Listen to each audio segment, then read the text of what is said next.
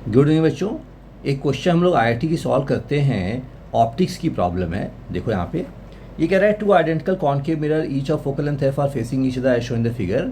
The focal point length F is much larger than the size of the mirror. ठीक है, ये सब approximation उन्होंने लिए हुए हैं और ग्लास स्लैब की थिकनेस टी है और एग्जैक्टली बीच में एक सोर्स एस रखा हुआ है ग्लास स्लैब की। ठीक है, इसका रिफ्रैक्टिव इंडेक्स एन नॉट है और a monochromatic light is embedded at the centre of the slab. ठीक है, पूछा है for which of the two combination for the image to be formed on S itself. वो बोल रहा है कि इमेज एग्जैक्टली एस पे बननी चाहिए। अब इमेज एग्जैक्टली एस पे कब बन सकती है, आप सोचो अपने आप।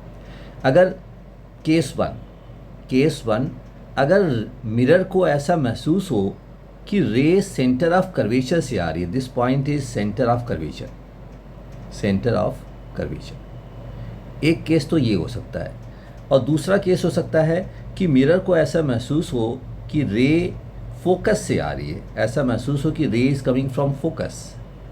तो फोकस से रे आएगी, पैरेलल चली जाएगी रे, राइट, और पैरेलल जाएगी फिर दूसरे मिरर से रिफ्लेक्ट होकर के वापस यहीं पे आ जाएगी। ठीक है, फोकस पे आ जाएगी। सो दो केसेस हो सकते हैं। पहला केस है अगर सेंटर ऑफ कर्वेचर से आती हुई अपीयर हो रही है तो, सेंटर ऑफ कर्वेचर से आती हुई अपीयर हो रही है तो। अब देखो ये ऑब्जेक्ट है तो ये डिस्टेंस हो गई t/2, this distance is t/2, right.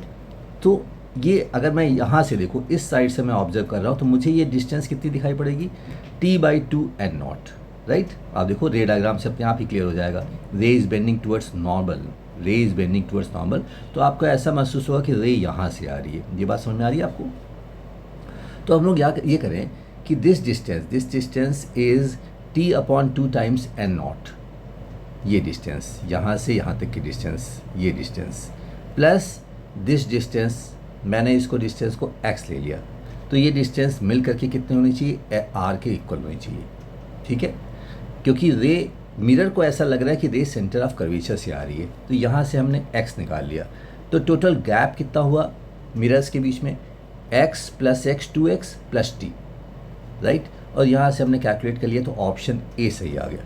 ठीक है, अब दूसरा केस देखो, रे ऐसा लग रहा है कि रिफ्लेक्शन के बाद पैरेलल जा रही है, after reflection ray appears to be going parallel.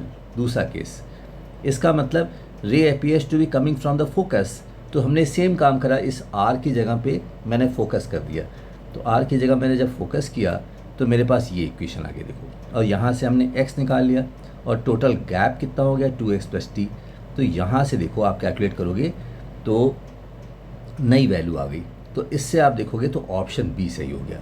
तो हमारे पास दो केसेस बनते हैं, दो केसेस हैं।